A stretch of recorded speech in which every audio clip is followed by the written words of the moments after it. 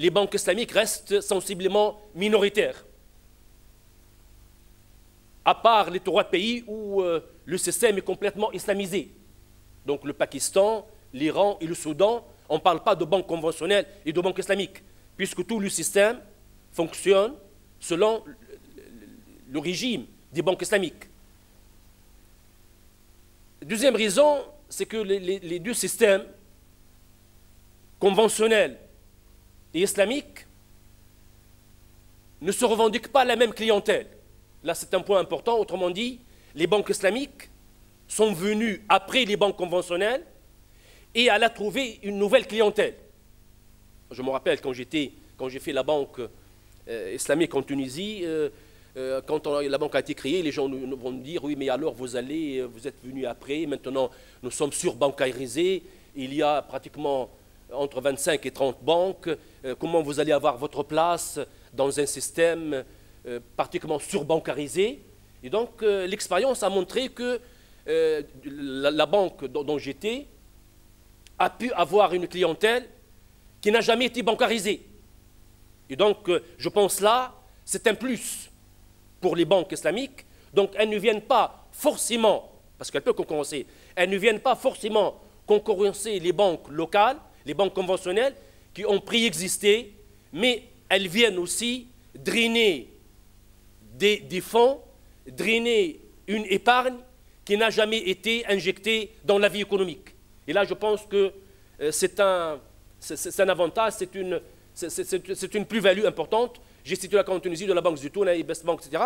Récemment créée la Banque Zitoun il y a 3 ans, la Best Bank plus ancienne, et l'exemple est applicable dans d'autres pays. Donc cette clientèle appelée à connaître un élargissement grâce aux efforts déployés par les banques islamiques, dont aujourd'hui la gamme de la clientèle des banques islamiques, elle va s'élargir pour plusieurs raisons.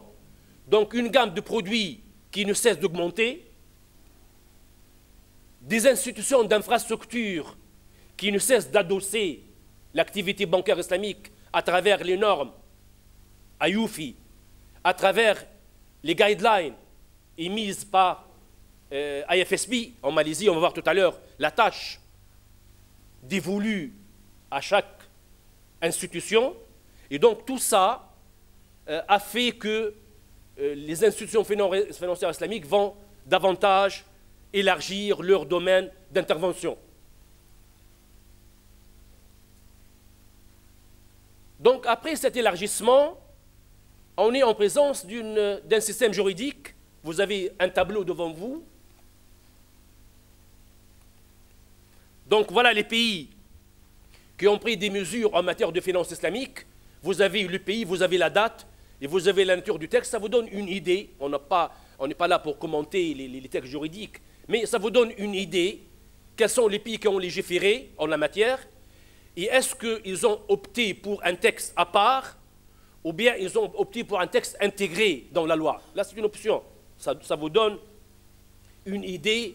Et donc, vous avez pas mal de pays. Je mets l'accent sur la Malaisie.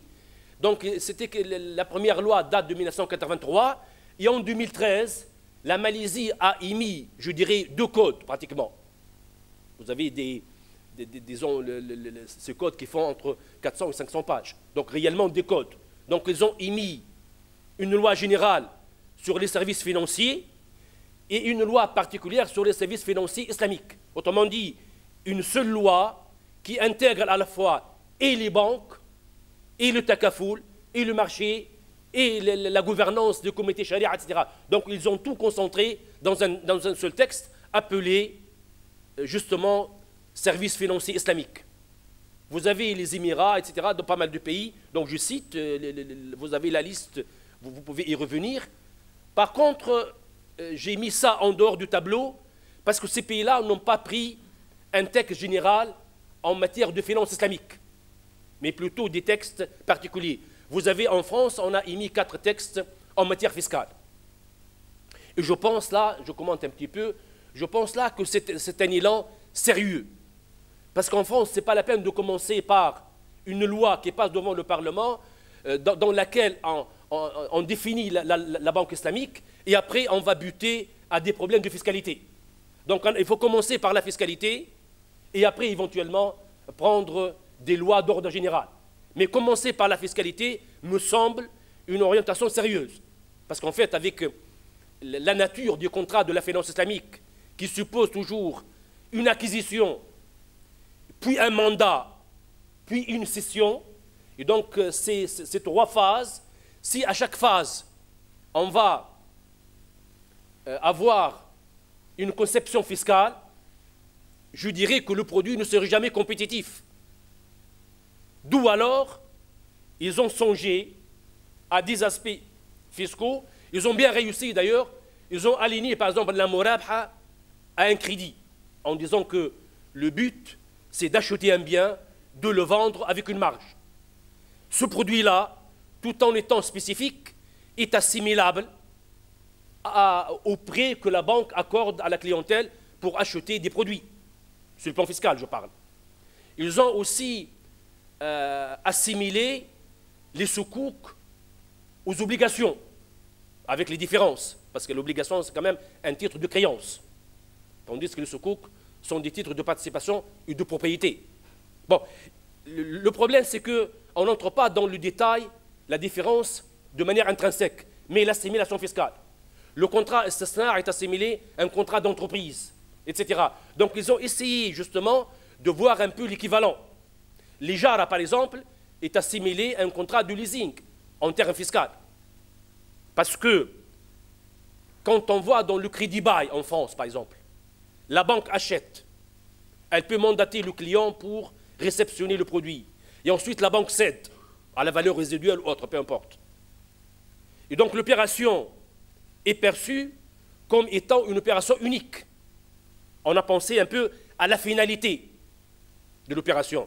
Et donc, on fera la même chose pour le produit Ijara, c'est-à-dire ce mécanisme d'achat, de location, puis de cession, et au service d'une opération qui a un seul but, c'est permettre aux preneurs d'acquérir le bien.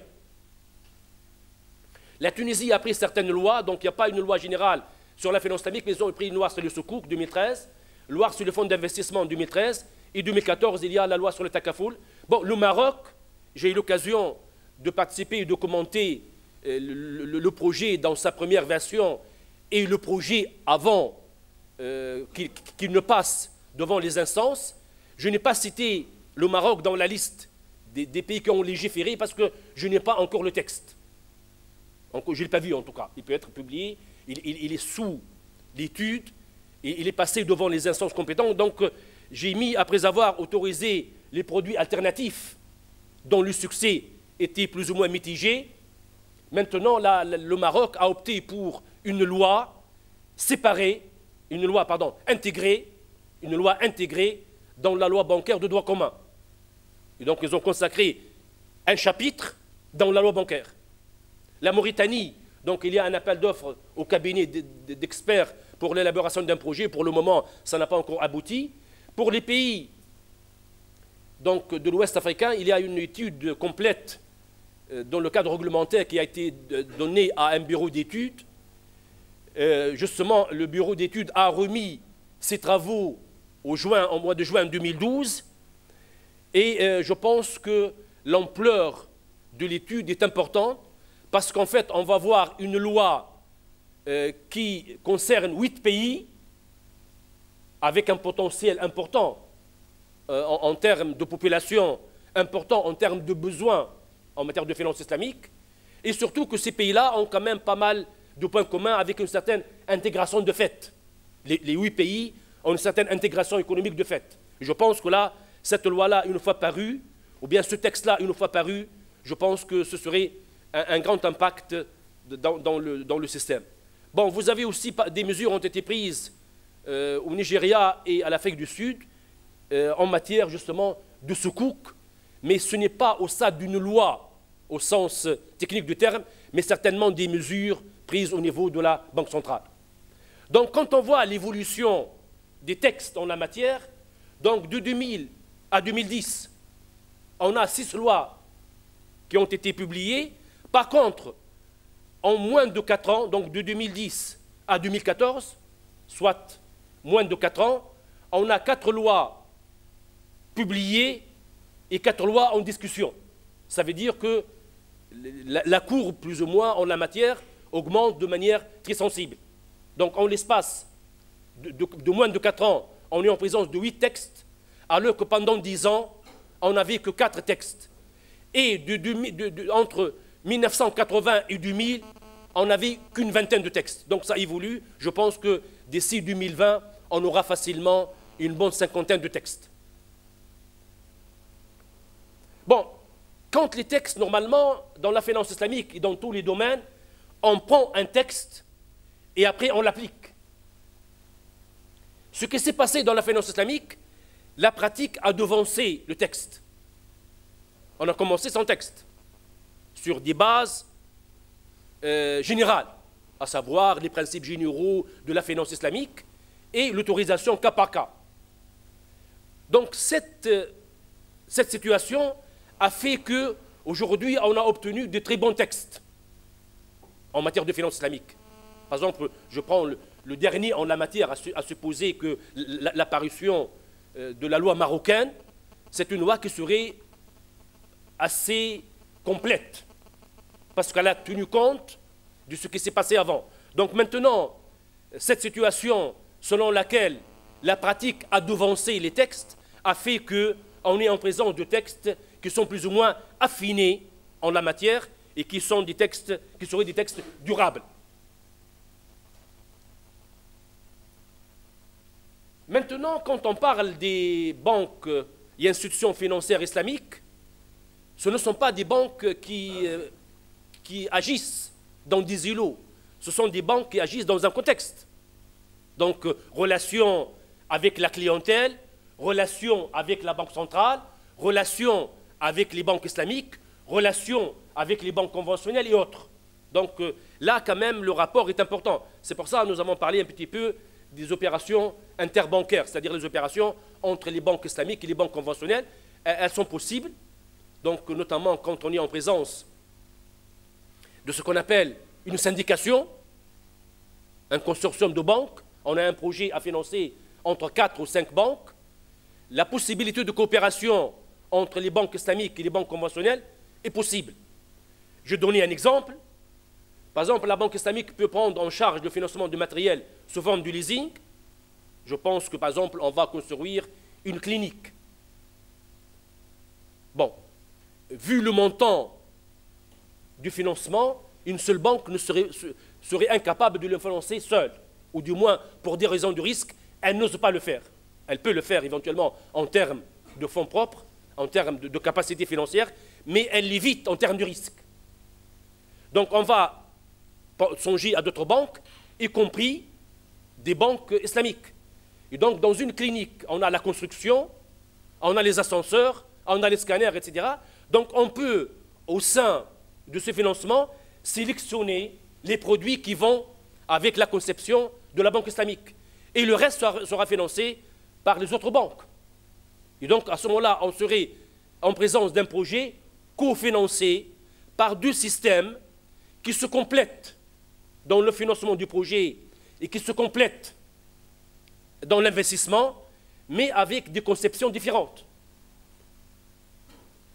Un autre exemple aussi que j'ai donné, mais un exemple justement à mettre en exergue, à mettre en relief, un exemple aussi à encourager,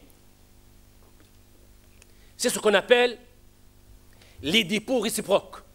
Bon, c'est une piste à creuser davantage. Elle figure dans les normes Ayoufi, mais dont la pratique est très réduite. C'est-à-dire qu'une banque conventionnelle peut avoir un excédent de liquidité, elle peut le confier à une autre banque conventionnelle, non pas en termes d'investissement, mais en termes de dépôts réciproques, autrement dit des dépôts à vue. Et quand la banque conventionnelle a un excès de liquidité, elle peut le donner, autrement dit, une sorte de dépannage, entre guillemets, un excès contre un excès, en termes de temps, un mois contre un mois et demi, etc. Donc c'est une piste à creuser. Pour le moment, les expériences sont plus ou moins rares, mais parmi les solutions données par les normes Ayoufi, c'est que la banque islamique peut recourir à cette pratique-là. D'ailleurs, on va en parler tout à l'heure. c'est peut-être parce que la banque islamique n'a pas accès au marché monétaire. Parce qu'en fait, c'est quoi le marché monétaire? C'est un marché où il y a vente et d'achat de devises, vente et d'achat de monnaie, en fait, réellement. Et donc, la banque islamique, elle ne peut ni percevoir, ni servir des intérêts. Et donc, quand on va se financer auprès du marché monétaire, ça veut dire qu'on va acheter de l'argent contre un intérêt, ou on va déposer de l'argent contre un intérêt. Ce qui fait que, parmi les solutions de financement, je dirais, qui s'accommodent avec la finance islamique, cette solution-là, de ce qu'on appelle les dépôts réciproques.